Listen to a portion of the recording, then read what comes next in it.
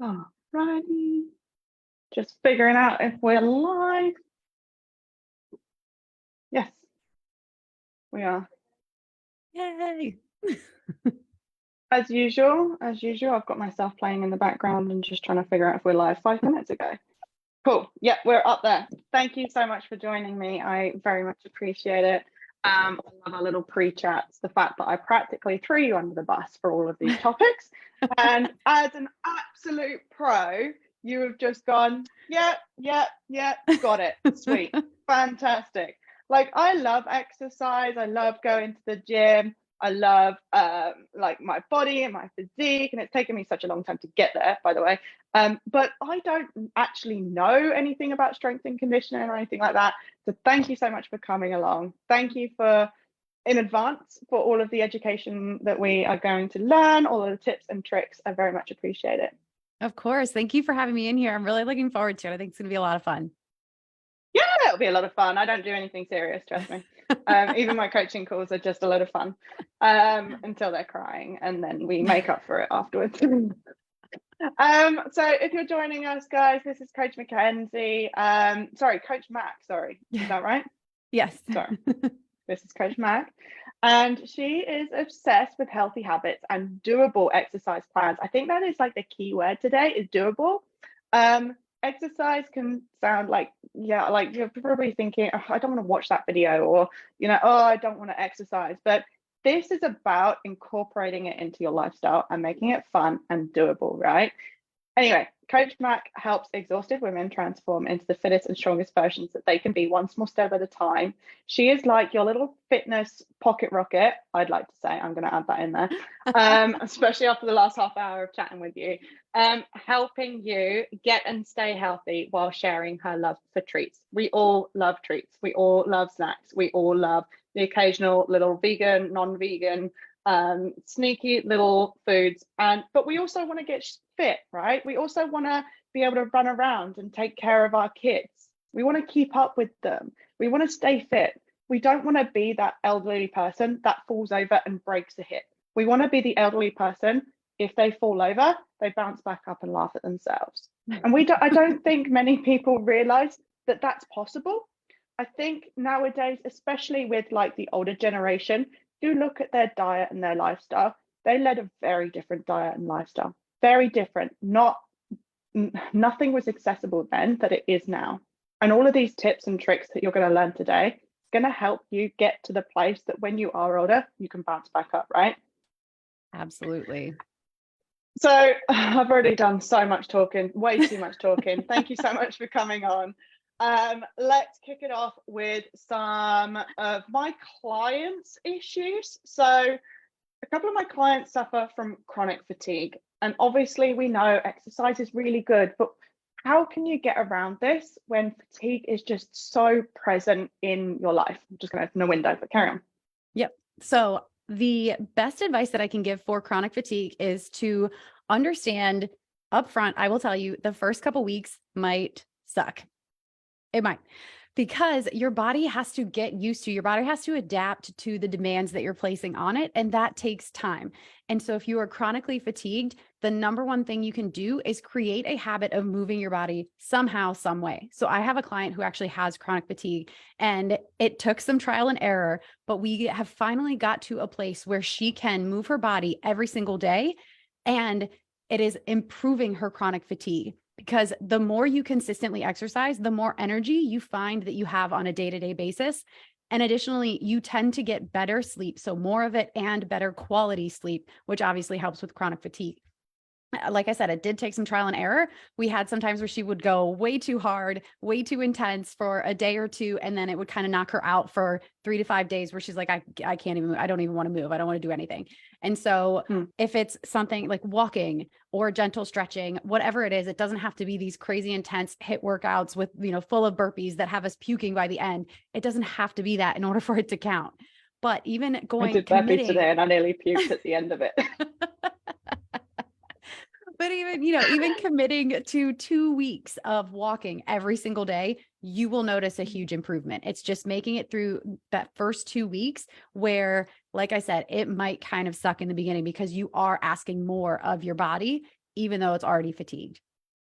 Thank you so much. And I can completely understand what you're saying. And, obviously speaking to my clients with chronic fatigue, that it's exactly what you said, right? They will go too hard and not necessarily learn from it and think, oh, exercise doesn't serve me, right? In fact, with one of my clients, we actually had a kind of a bit of a breakthrough where her internal story was, I can't exercise. And when we flipped it around, we kind of looked at the movement that she did and that she does, and we flipped it around. And now her internal monologue is, I do movement that suits my body. So would it be true in saying that regardless of whether you have chronic pain or chronic fatigue, there is some sort of movement that you can do? You've just got to find it. Is that what you're saying? Oh, 100%. That is absolutely my philosophy around exercise, movement, fitness, whatever you want to call it. I use all the words interchangeably because you don't have to have, it doesn't have to look a certain way, like whoever, the Instagram model that you're following and she's showing you all the exercises she does and your workout doesn't look like that. So it doesn't count. Of course it counts. Like, you're moving your body. That's the end goal here, is to get moving for a healthier body, for a healthier life. So you can show up more fully. Like you were saying, bounce right back. It doesn't have to be those Instagram worthy workouts. Most of them aren't. People look gross and disgusting when they're working out. So if it looks like an Instagram model, maybe you could try some other methods as well. Absolutely. And, that's probably, if it's an Instagram model, that exercise, they probably don't have kids. They probably don't have chronic fatigue or chronic pain or stress in their life. And in all honesty, they're probably not showing you the workouts that they're actually doing or the nutritional food that they're eating afterwards. And they're probably in a massive calorie deficit. You can basically, if they've got a ridiculous amount of followers, they're probably not telling the truth. Right? Yeah. Awesome. So what's your background in fitness and strength and conditioning? Can you tell me a little bit about your story? Yeah. So I actually began in the fitness industry. I was a strength and conditioning coach here at a college in the States. And so that means I was helping college athletes who were on scholarship to play and, try to win championships and do all that. I was writing their workouts for their lifting and their conditioning to help them get and stay in their tip-top shape and perform their best and do all that. And so I was doing that for about 5 years. And then, as cool as it was, I had so much fun doing it and it was so much fun, but I found I actually got more, selfishly, I got more satisfaction out of helping the women, the female athletes that I was coaching, kind of see the fuller picture, more than just sport, but life and being healthy. Because as much as I love sports, they are not always the healthiest individuals either. There are plenty of mental things that come along with having to perform at your best all the time. And so I found, again, I got more satisfaction and more fulfillment out of helping women show up to life more fully and more energetically and more confidently. And the main way that I do that is through fitness and through health coaching and helping women see, appreciate how capable you are. Because I found it's a weird thing for women that we get really down on our bodies and what we can do or what we feel like we should be able to do or should look like. And especially with moms, it's like, you grew a human. Of course your body changed, be proud of that. Be proud of what your body did. So it's it's a big change for what most women have been taught to think about their bodies and what they're capable of. And I want to show more women that you're freaking awesome. Like, your body is amazing. So appreciate it and take care of it and celebrate it. Absolutely. And, poo-pooing all over yourself, downgrading yourself, that lack of belief, love, and understanding about what your body's been through, what it's capable of, it really actually doesn't work in your favor, and it kind of sends you in the opposite direction, because all of that is creating internal and emotional stress. And it's really important to know that what you think, you start acting. So if you're constantly being down about yourself, then your body will become down. It's all about the energetics of what you're thinking, and that kind of comes across in your body. I'm not very woo-woo, but some of this really makes sense and really resonates with me. So I'm hoping that someone like me who's very science-based can also see this. But yeah, if you're constantly causing yourself internal, like emotional stress, that then shows up in your body. Oh, 100%. And it's a quote. I forget which book. If I can find it, I'll let you know, but I use it all the time. I should know who says it by now, but they said if beating yourself up worked, it would have worked by now, because most of us women, whether you're in your 30s, 40s, 50s, 60s, beyond, you've likely been beating yourself up for decades, expecting it to just start working at some point. And it doesn't. So it's time for a new approach. It's time, try something different and try it in a way that's fun and feels good, rather than constantly beating yourself up all the time. I think beating yourself up is interchangeable with Weight Watchers and Slimming World as well. But we'll move on. If it worked, it would work by now. Just saying. Okay. Another client has chronic pain. Is there anything that you could suggest around this? Yes. So modify is my number one thing, because as long as you are moving, again, somehow, some way, it counts. So if you're doing a workout or you have a workout plan and you can't do a certain exercise, march in place. People are like, oh, but then I'm not doing the workout. And it's like, no, you are doing the workout, but you're doing your version of the workout, which is way more important and way more effective than doing nothing. Because if you just say, oh, I can't do something because of an injury or chronic pain or this or that, if you actually are able to consistently move your body, you will find your chronic fatigue not subsides totally, but it lessens, because you're helping your body do what it was meant to do. We were meant to move. Our bodies are designed to move. So if we can get moving and live as our healthiest selves, it can help with our chronic pain management. And I'll say, you can hire a coach, you can, pay for a workout plan, but you can also go to the Google. I know that sounds silly, but just, search workouts with chronic back pain, workouts with chronic knee pain, workouts with shoulder injury, and whatever you want to search for, whatever your chronic pain is, you will find hundreds of results of stuff that you can do versus focusing on your chronic pain and what you can't do. I think the can do part serves you a lot more mentally and physically. Yeah, no, 100%. I agree. And of course, consult your doctor. Yes, please consult your doctor before trying. Terms and conditions, guys, especially if you're from the States. You guys like to sue everyone, I think. So, that's the impression that we get over here. Yes. Awesome. Okay, the big fat one. I don't have time to work out. Oh, man. Hit me up. So this is far and away the biggest reason that women come to me, that they cannot figure out how to get a workout in, how to fit everything in, because they are momming, they are wifing, they are working, they are doing all the things, driving to play dates, school pickup, all the stuff. And the number one thing that I will say is, again, if you are moving, it counts. So we tend not to give ourselves credit for the things that we are doing. So maybe you going to pick up the kids from school, you're walking to their school and it's like a 15-minute walk. Well, guess what? That is moving your body. You are being active. So the whole reason that we have to do workouts nowadays is because our lifestyles tend to be not as active. So anywhere that you can increase the activity into your lifestyle. So whether it's, again, walking to go pick up your kids from school, walking the dog, different things, like while you're waiting for mac and cheese water to boil, maybe you dance around in the kitchen with your kids, like just keep it fun. But all of those little things where you incorporate more movement and more activity into your day, they add up. And even though they're not the traditional workouts, but you're adding that activity back into your day, and you will get the results you want. Yeah, it's not going to be dropping 10 pounds in 10 days, but we all know that's not real anyways. But so if you consistently are able to incorporate that one again to my clients. Yes, 10 pounds in 10 days is not real. It's impossible. Yes, it's very unhealthy, not good. If you lose 10 pounds in 10 days, please consult your doctor. Yes.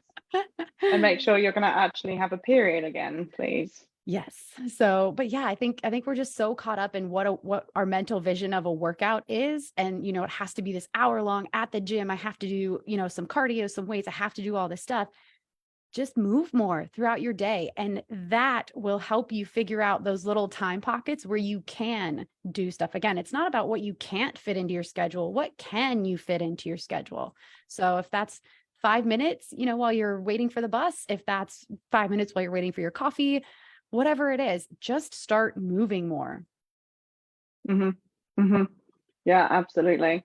So just get it in where you can and figuring out ways to, like, if you're standing still, if you're texting, if you're calling someone, a family member, texting a family member, if you're scrolling through freaking social media, walk while you're scrolling through social media, right? Okay. Yes. I think ideally is like, don't do it, but if you're going to do it, just walk, just pace, like, I mean, I try and answer my messages to my clients while I'm on the treadmill at the gym. The problem is a lot of the time I do need my laptop because I'm sending people links and I'm kind of directing them in different places. So I kind of need my laptop because my phone is just, even though it's like a big ass phone, I still find it still too small. But yeah, just if you find yourself static, stand up or just move. That's been a huge part as well, is because I used to work in hospitality. So I was like on my feet all day. And then I went in the gym and now I'm just coaching. But the thing is, because I need to be at my laptop, like sitting down, I've become more stiff and I know that I need to go out and get more intentional exercise. Whereas if I have my laptop like I am up now, like I'm on my desk, I'm standing, I'm also using a lot of my core muscles. So I'm using my internal core, my legs, everything is like much more engaged than just sitting. And even just making that difference, like if you're watching TV, stand up. Like, everyone's on the sofa, let them have the sofa first and stand up while you're watching TV. Yes. I think Yes. it's just about awareness as well. Yeah. I think too, like so many of us, we want to say, oh, I'm going to go to the gym 5 days a week for an hour. And we have this really lofty, it's ambitious. And it's like, if I can do that, then I'll be healthy. But it's like, that is such a big ask. Like, no wonder who has an extra hour? Nobody.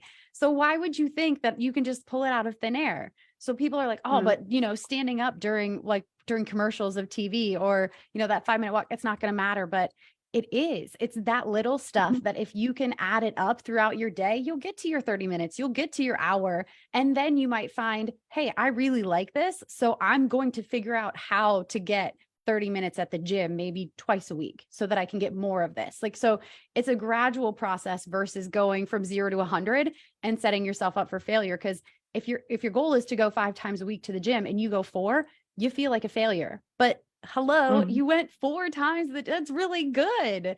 So it's, just again, it goes back to that. What are you doing? What can you do versus focusing on the things like, oh, I didn't get 5 out of 5. I only got 4 out of 5. So, it's like the whole thing, the whole way that we look at getting healthy is really focused on what we're not doing or what we can't do or what we can't eat, like all this stuff. Whereas if you focus on the things you can do, the things you are doing, the things you can eat, it just becomes a much more enjoyable process altogether. And I feel like a lot of fear comes up of like that perfectionism. So like, oh, well, I can't go to the gym for an hour, so there's no point, right? If you can go to the gym for 45 minutes, you've already done 45 minutes. Yes. That's already 45 minutes more than you would have done. If you stand up during commercials, like we said, right? If you I hope my partner's back from home. If not, someone's walking through our apartment. And just hear like a rustling. I'm like, if you stand up during commercials and you're thinking, oh, well, it's not going to be enough, what's the point? Again, not enough is better than nothing, right? Not enough. Let's address not enough on a separate note. That's another coaching call, right? That's when we've got to sit down and talk about what enough is. But not enough is better than 0%, right? 1% is better than 0%. Just think about it. Honestly, if you're sitting down at your desk and you need to take a call, stand up and walk around and take the call. It's exactly that. Just get it in where you can. Yeah. I heard a fantastic example about, if you run out of gas and you're stuck on the side of the road and somebody comes by and they've got, say, like 3 gallons of gas. I'm in the States, so it's gallons here, 3 gallons of gas, but your car, it has a 15-gallon tank. And you're like, no, I don't need that 3 gallons. It doesn't fill up my tank. So I may as well not put any, but it's like, of course, if you were stuck on the side of the road, you would put some gas in your car, even if it didn't fill up your tank. It's the same thing with all of our healthy habits. Doing something, having that little bit is better than nothing and staying stuck on the side of the road.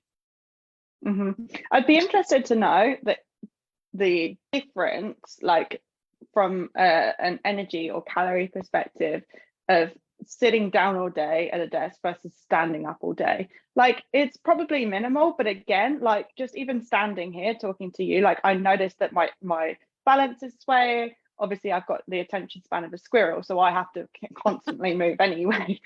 But like my muscles are constantly engaging to make sure that I'm standing upright all the time. Like you're still going to be burning more calories just standing than sitting. So I think to summarize all my blabbing on is just basically do what you can where you can.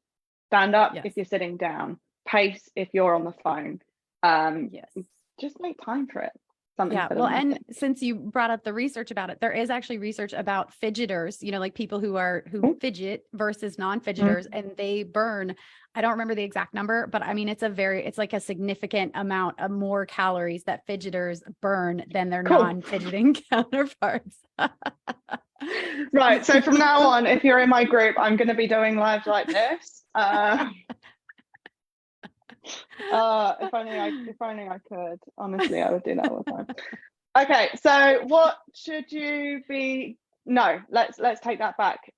What's the importance and what's the difference in exercising like pre, peri, and post menopause? So I know a lot of women, when it comes to menopause, especially because more information is out there now, I think there's more awareness to it. Beforehand, it's like, oh my God, it's this big secret. I'm a woman, I'm going through menopause. No one else is going through this. And like 50% of the population is going through this.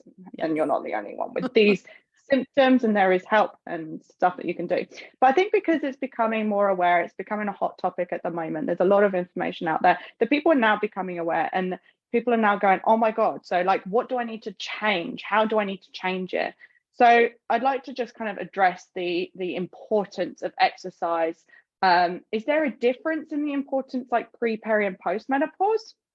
So I wouldn't say that there's the difference in terms of what you should be doing for exercise pre, peri, and post menopause. I will say that exercise is really important in all stages of a woman's life.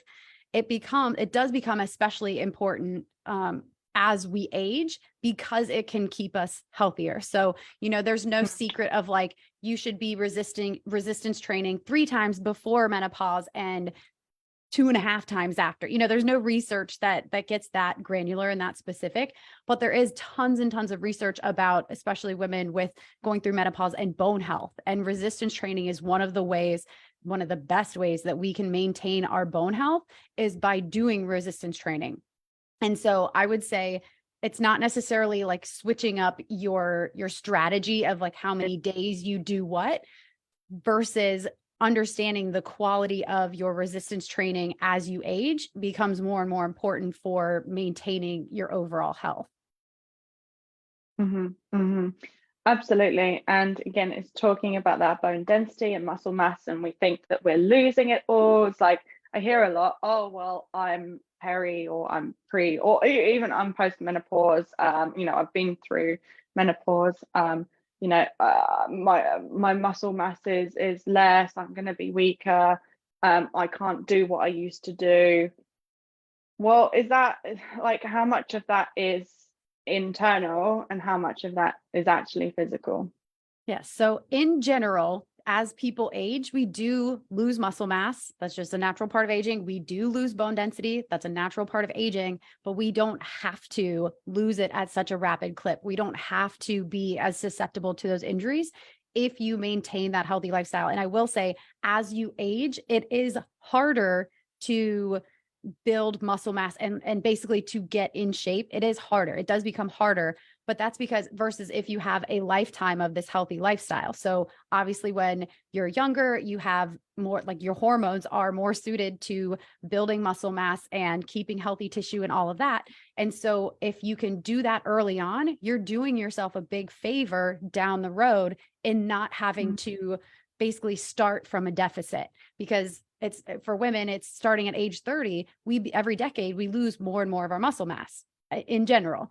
But if you are consistently resistance training, that doesn't have to be the case. You can keep your muscle mass if you are appropriately resistance training. So it's like that, you don't have to be a statistic. It's just that's the natural aging process, but we can do things to combat that. And resistance training for women happens to be a really important one, not only for, you know, our body composition and health, but bone health, like you said, like falls and things like that. I mean, you said it at the very beginning, you want to be one of those old people that just falls and laughs and bounces right back up versus breaking a hip. There's a really big difference, and you can start that process now. Absolutely. It's never too early. Yes. Yes. Absolutely. Bear with me 1 second while I throw my headphones away. Oh, I can't hear you. That's all right. I'm back now. Oh, I said I've had too many client calls, so they've just died on me. Okay, awesome. So thank you for that. Just having a look through my notes.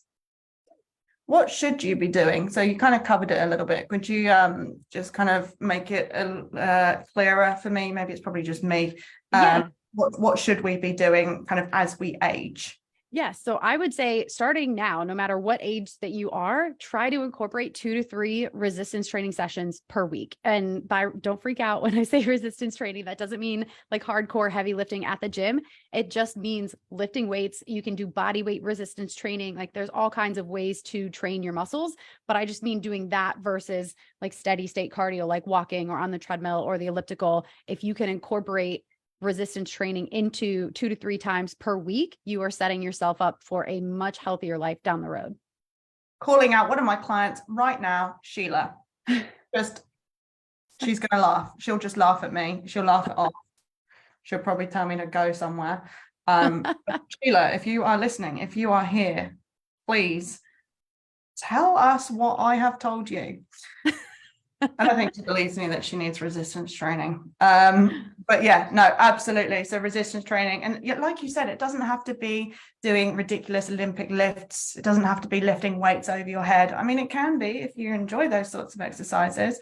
But I guess, again, it just really depends on what you enjoy doing. If it has resistance to it, if you're pushing against and I mean, what is resistance? You said that you've got your cardio. So that's kind of like your running, walking.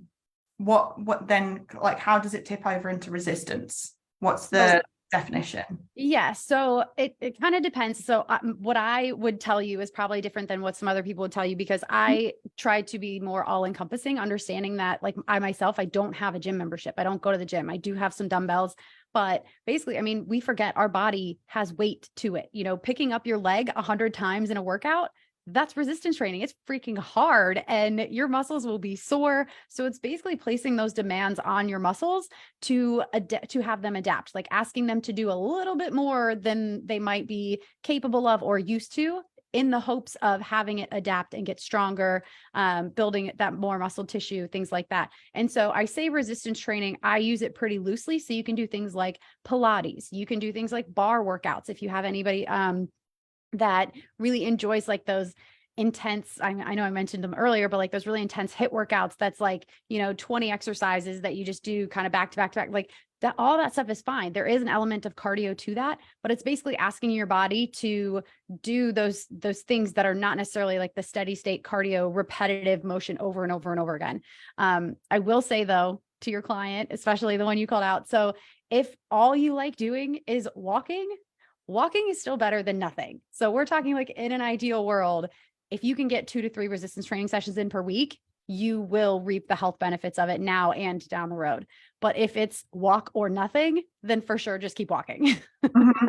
Absolutely. And that's what we said, like her steps is on point. I don't think I have another client that actually reaches the amount of steps that she reaches, like daily on average, like 16,000. She is smashing her steps, but to boost weight loss, because we're now, she's on her 3rd stage, so she's renewed 3 times, and now we've got a really strong focus of we want like 6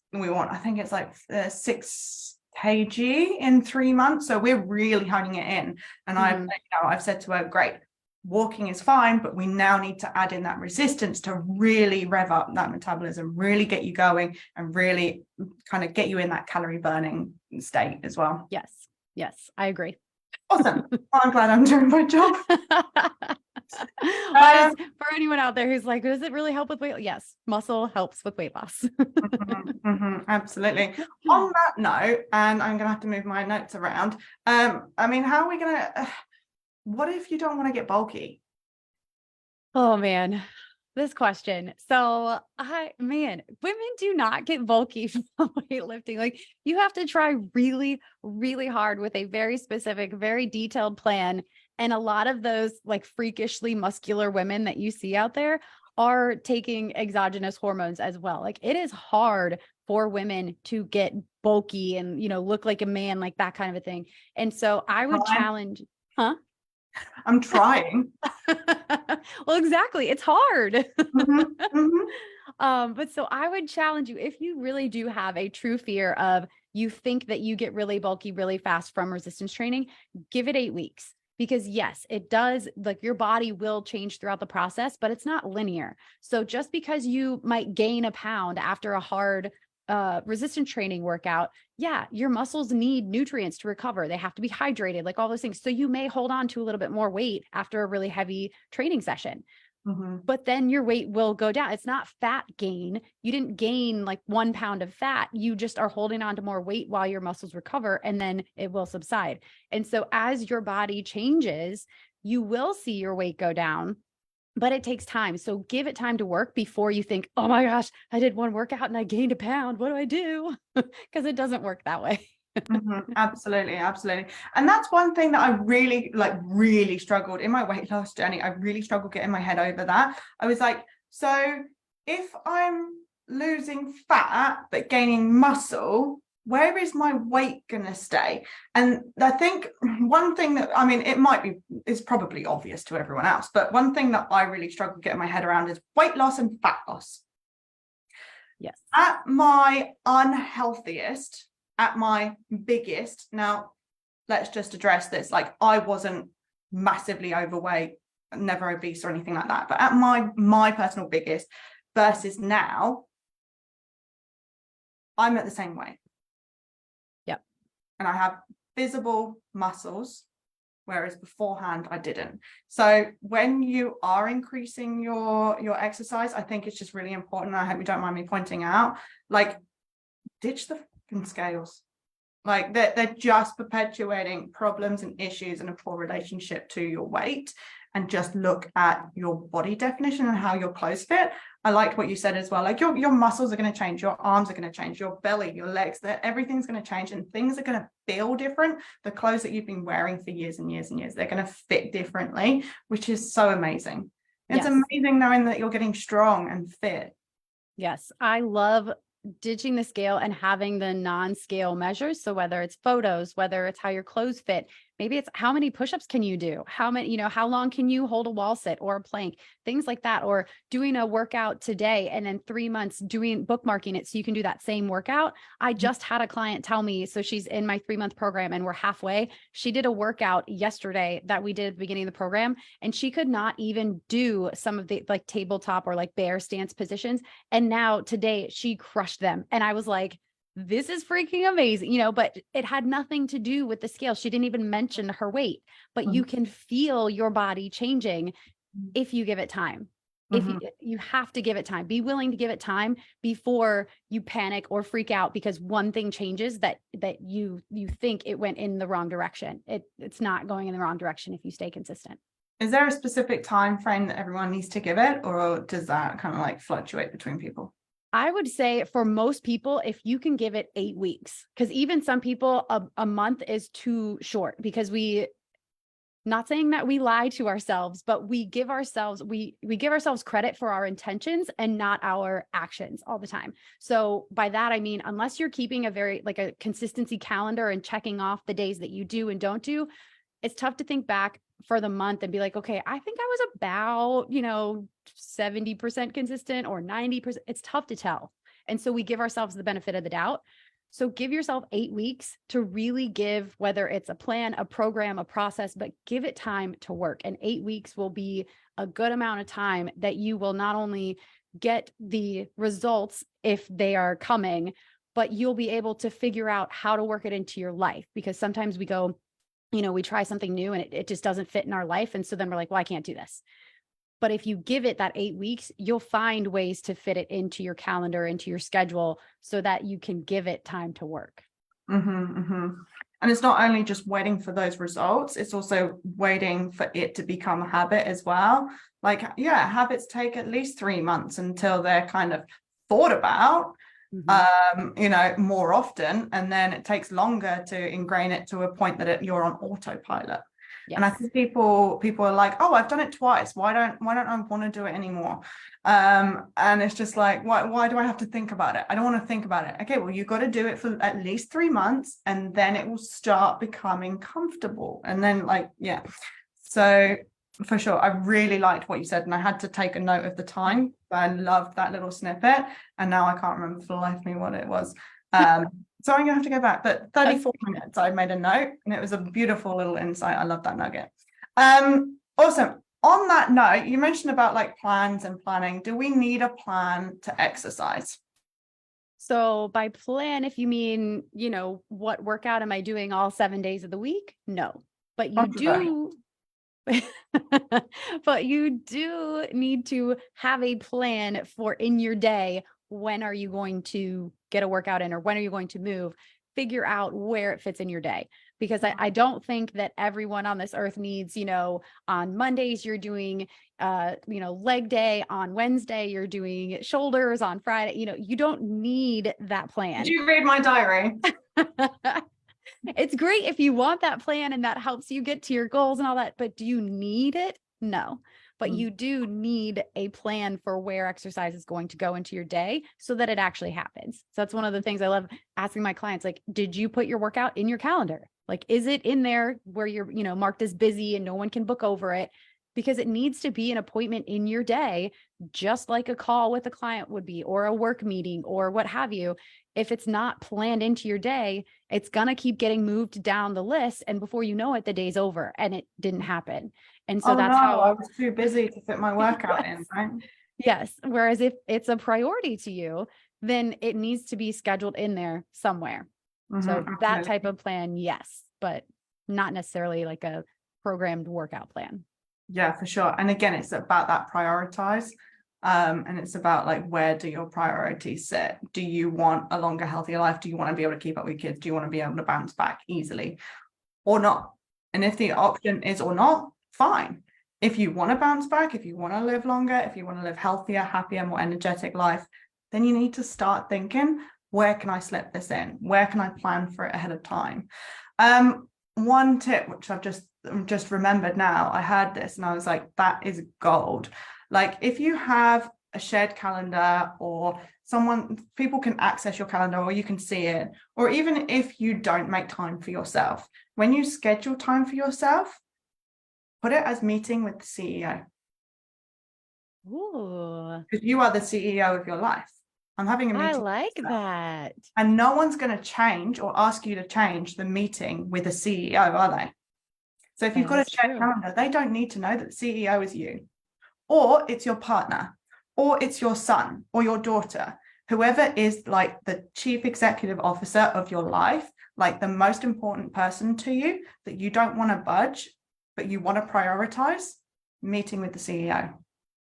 And I feel like everyone, for personal care, like anything that's like meditation, exercise, anything that's self-care as well, I think labeling it as that, perfect nugget that I got. I think it was like an hour-long podcast, and I was like, I'll take that one away, thanks. I was gonna say, I'm taking that.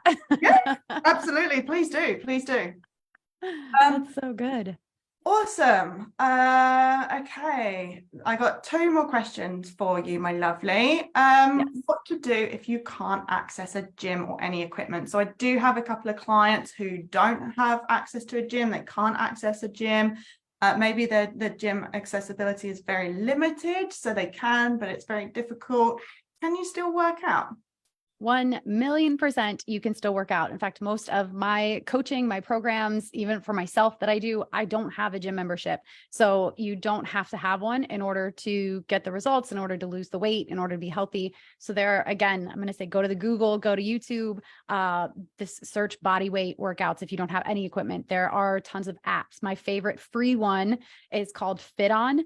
FITON, totally free. It'll keep asking you to upgrade, but you don't ever have to upgrade, and you get hundreds of workouts, and you can even filter them by what equipment you have. There are just so many resources out there now for free. Yeah. Fit on. Yeah. I love it. And they even have, because, thankfully AI is coming about. If you do want a plan or a program where you log in and say, what workout do I have today?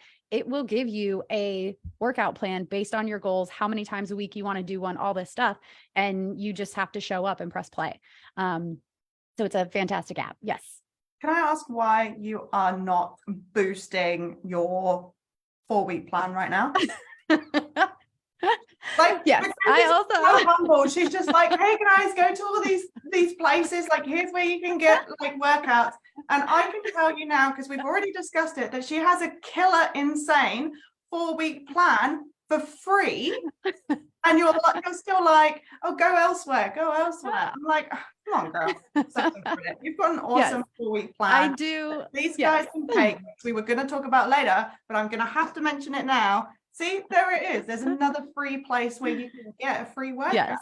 There's just, so it is. Yes. It is at runningwithbacon.com/free plan. That's where you can get my free 4-week workout plan. Some of them are my own workouts. I also do use workouts from YouTube, from apps, things like that, just because I want you coming out of it knowing that there are tons of resources.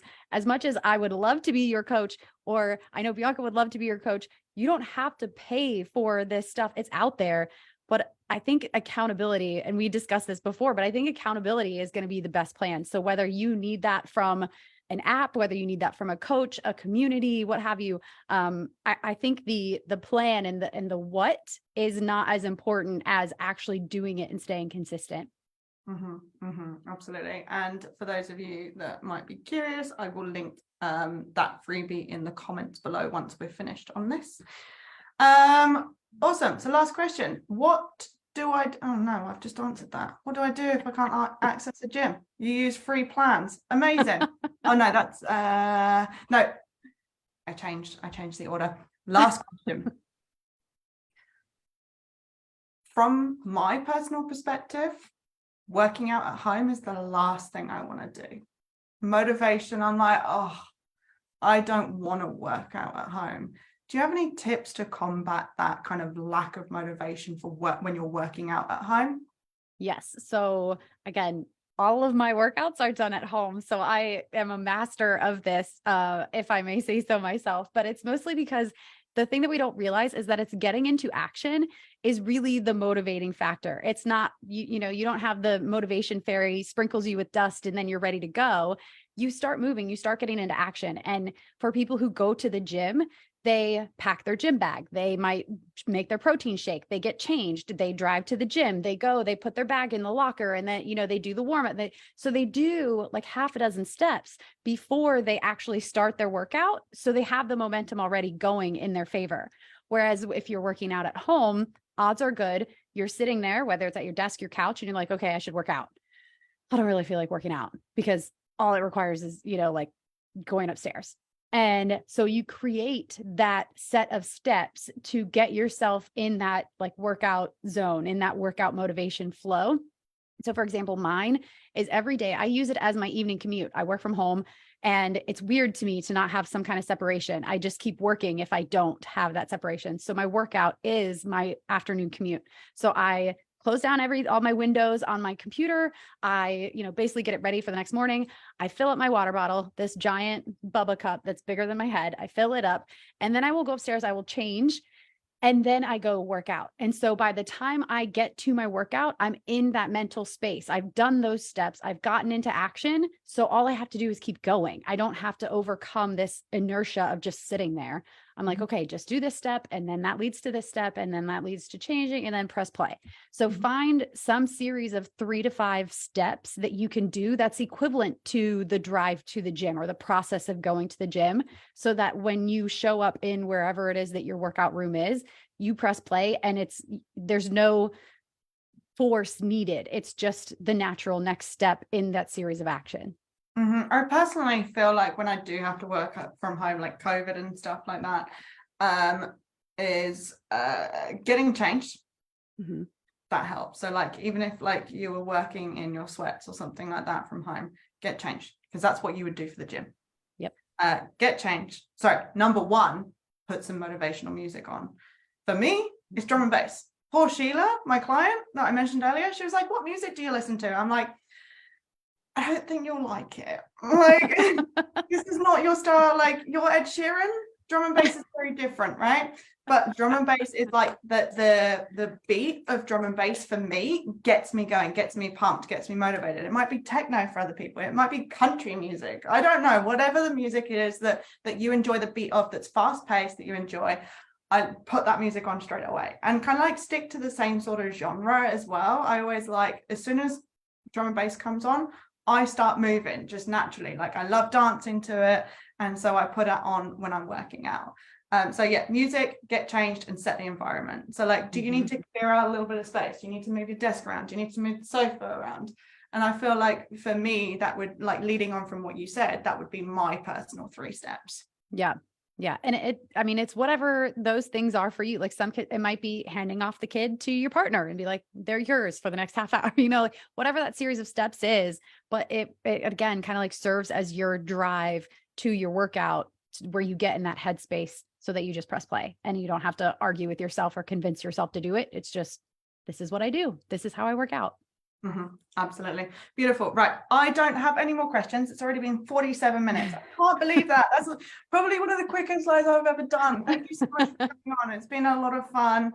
I think I'm going to kind of timestamp this. That's going to require a little bit of effort on my part, so I'll probably have to do it tomorrow. I think I'm going to timestamp this. Where can people find you, darling? Yes, my website is Running with Bacon. So no, bacon is not required. You can find me on Instagram, and I do have a YouTube channel as well. But yeah, running with bacon. It's fun. It's catchy, memorable. But again, you don't have to eat bacon. You can make them be like Vivo, Yes. like whatever. Yes. But yeah, I will link those below. And can you give us a quick description of the freebie again, so people can grab that from you? Yes. So free 4-week plan. And I'll check in with you each week. It's just a downloadable PDF, has your plan right there. And then I check in with you each week, see what you need, how I can support you. If you need modifications, any of that, I am here for you to make it happen. Your first 4 weeks of your 8 weeks, we're getting it done. That's incredible. That's an awesome freebie.